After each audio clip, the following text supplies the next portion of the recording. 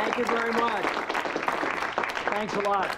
I wish I could spend more than a few minutes with you, but the polls don't close in the East for another hour, and there are plenty of election results still left to falsify.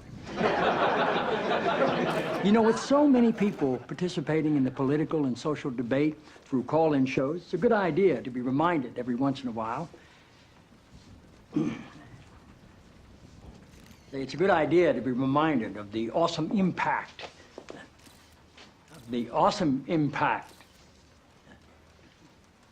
I'm sorry, you're Dr. Jenna Jacobs, right? Yes, sir. It's good to have you here. Thank you.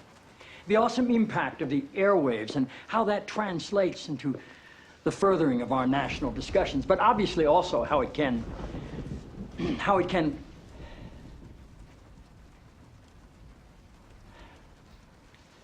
forgive me, Dr. Jacobs.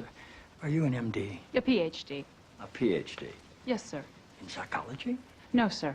Theology? No. Social work? I have a PhD in English literature. I'm asking because on your show, people call in for advice, and you go by the name Dr. Jacobs on your show, and I didn't know if maybe your listeners were confused by that and assumed you had advanced training in psychology, theology, or healthcare. I don't believe they are confused, no, sir. Good. I like your show. I like how you call homosexuality an abomination. I don't say homosexuality is an abomination, Mr. President. The Bible does. Yes, it does. Leviticus 18:22. chapter and verse. I wanted to ask you a couple of questions while I had you here. I'm interested in selling my youngest daughter into slavery, as sanctioned in Exodus 21:7. She's a Georgetown sophomore, speaks fluent Italian, always cleared the table when it was her turn. What would a good price for her be? While thinking about that, can I ask another? My chief of staff, Leo McGarry, insists on working on the Sabbath.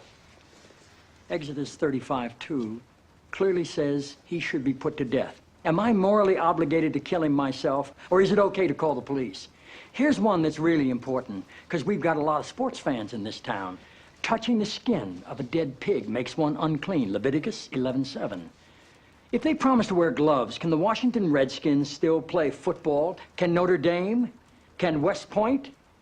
Does the whole town really have to be together to stone my brother John for planting different crops side by side? Can I burn my mother in a small family gathering for wearing garments made from two different threads? Think about those questions, would you?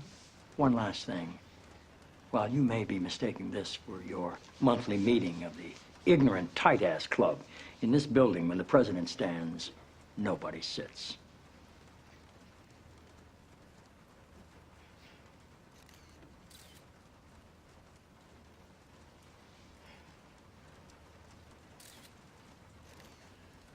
Toby. Yes, Mr. President. That's how I beat him.